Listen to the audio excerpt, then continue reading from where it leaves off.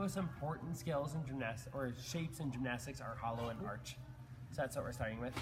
Okay, and they like make up every skill. When you break down any skill, you always see that hollow and the arch position, and it's usually where power is generated and controlled in like our tumbling skills and our swinging skills. So I like to actually teach two types of hollows and arches.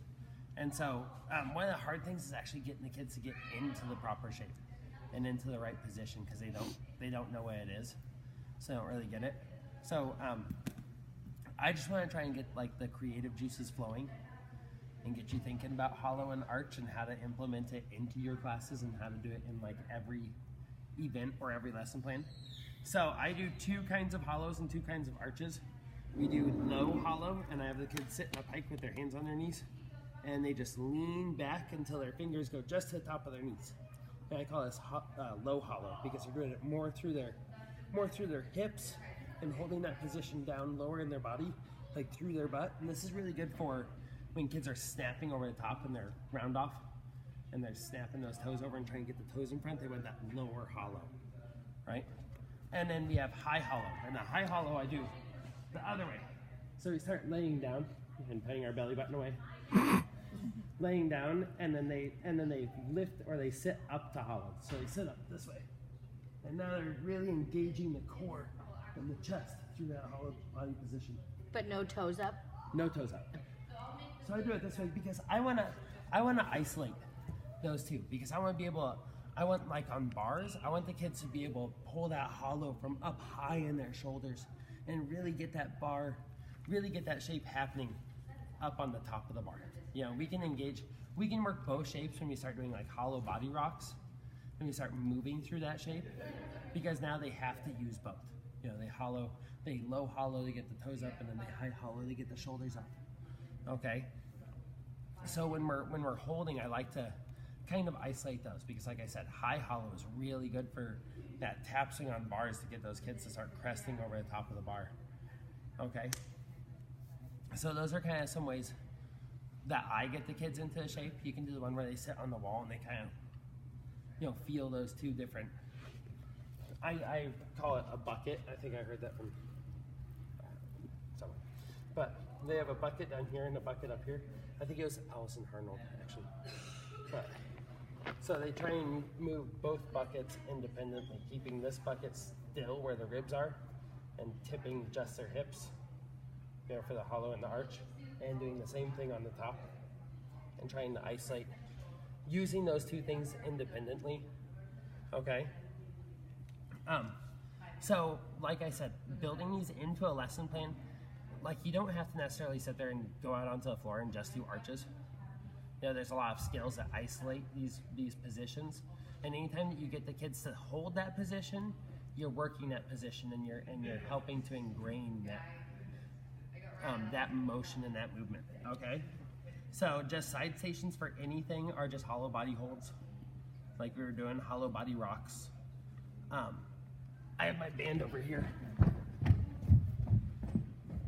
I do this one a lot with my higher level kids, because they get a lot more from it. They understand it better. But especially for my boys swinging on rings. But it's good. I'll do it with my girls on balancing too, as just as a side station. But they take the band and they stretch it out as far as they can above their head this way, so they're in that hollow position, and they just try and keep it stretched out. So that kind of prevents the kids from doing this thing, like they all want to do in their hollow body rocks and sitting up too high. When they try and keep it stretched out, they try and maintain that shape, and it helps them feel hollow throughout. You know, they can work with their resistance and pull against it. The sliders. So just doing a push up on the sliders.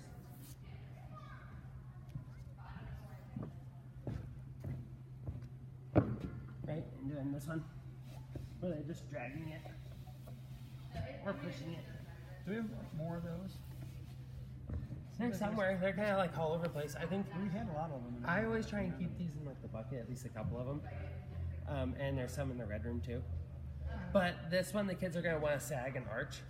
So you have to work on them holding their tummies up Okay, but now what we're doing is we're holding the position, we're holding that hollow shape, getting the kids to feel that. Hey Gary, come here, be my physically challenged Valentine. 10-year-old boy. So they're gonna wanna get their tummies, they're gonna wanna get their butts sticking up in the air and not hold that good shape. Yeah, there you go.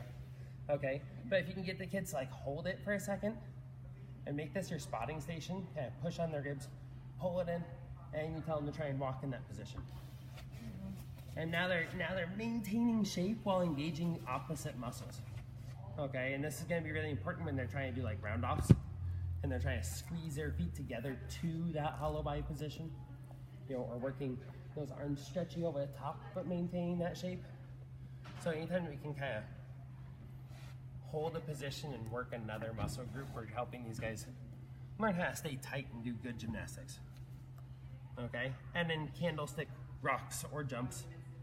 So candlestick rocks I really like for like front tucks and back tucks, but they just candlestick and they're just rock. Right, tuck. And then jumps, obviously they stand up and jump. I think everyone knows that one. That's actually one of my, like for private lessons and things and for my higher level kids, that's one of my favorite exercises. Because when kids do the candlestick jump properly, okay, we can really, really isolate and really, really work landing positions and hang things properly. But again, if you hold the hollow, you're emphasizing that hollow shape. Okay, and they're gonna use that on bars when they back hip circle, that inverted hollow, okay? But what I was talking about before with the candlestick is if they roll and they come up and they maintain this good line and they work this in the mirror of like ankles, hips, and knees and shoulders all in line, they're working perfect landing position.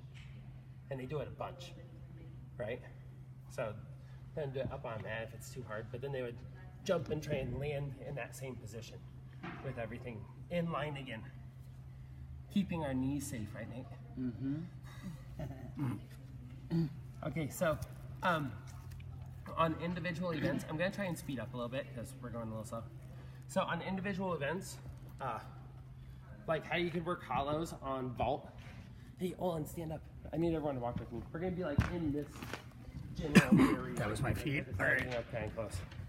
So for vault, they can just put their hands on the wall and walk to hollow. Okay, this way.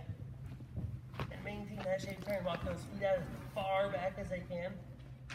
Okay, or they can even go lower and intensify it. But that's gonna be really good for that walk off the table. And being able to, when we can isolate that high hollow and that low hollow and the high arch and the low arch, we can start getting the kids to hit one position here and pull against it, right, with their heel drive, and now we start creating really powerful explosive vaults. And then inchworms out the hollow, so they just walk out.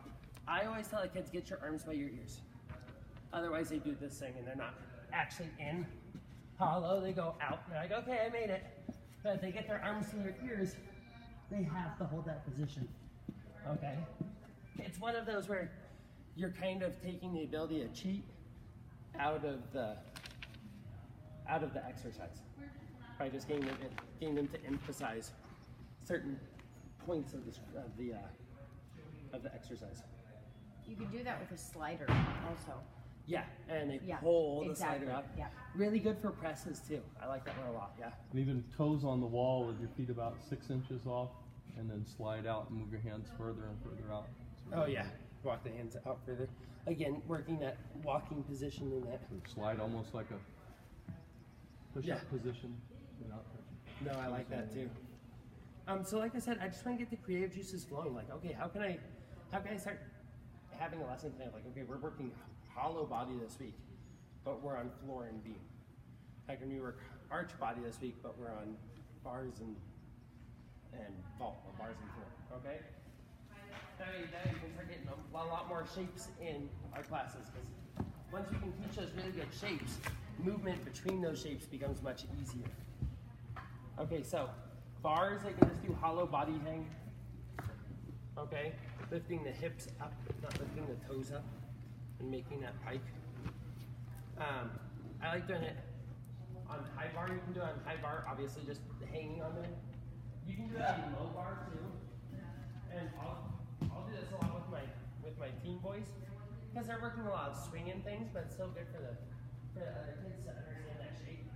But they just go on the low bar and they just hold hollow, try and push their chest as round as possible.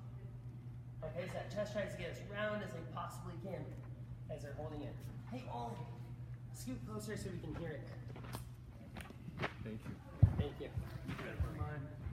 Thank you all. I should be like directing. I should put numbers down so you know where to go and when. Right. And then they can do it on the leg of the bar too. Oh, I know. Have it set up.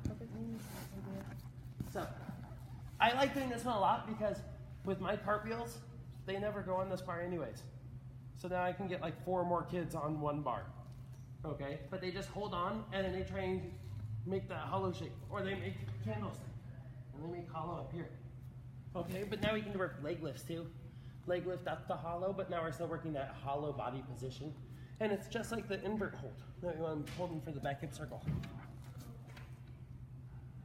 And then I like this one. I got it from Nicole. And it was really fun. Really awesome. Where'd my thing go? Oh, and I had it right here, I promise. What are you looking for? I had my little handstand trainers, but that's okay. Okay, so they take a bar and just to help hold that position, they just kind of hold it on their thighs and they make it as round as they can, and then they just fall backwards and hold it. That way they get comfortable holding that position and falling into their back hip circles and into that undershoot, dropping down.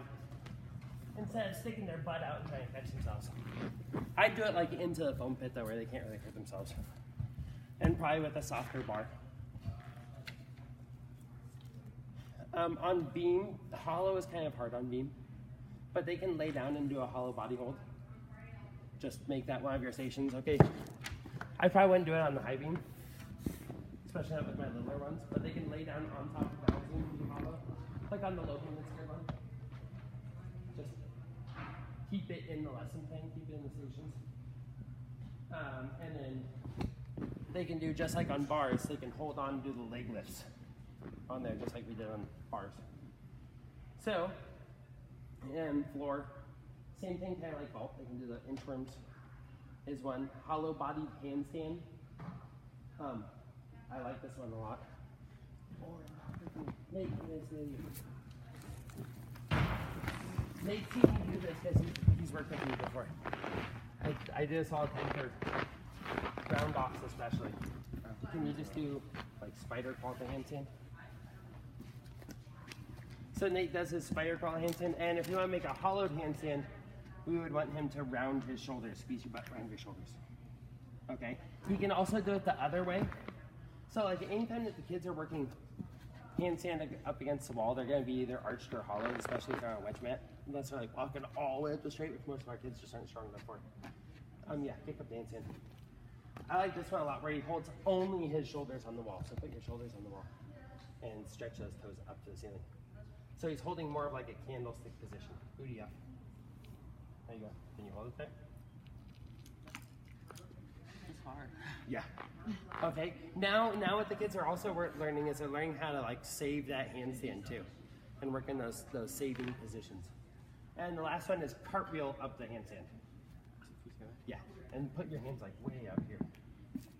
So I want the kids to have their hands apart from the wall. I want their feet together because that round off, this is where I want them making hollow. You know, is when the feet snap together. So they would just work it right to that hollow position and try not to let their hips sag. Really good for kids that are working round offs. So they just try and hold that tight body position. Because now as they add the run and the top of the feet together, when they hold that shape, it's going to launch them up to their feet. And get them in a good position to start pulling that tall, tight back handspring. Because that's the shape that essentially we want to see when they land on their feet. So we're emphasizing at the top. We're not going to see it off the hands, but we're emphasizing it off the hands. So you can see it later. And then candlestick holds and jumps. So arch body. I'm moving quickly. We're way over time. So I'm just gonna go. I'm gonna go really fast through art.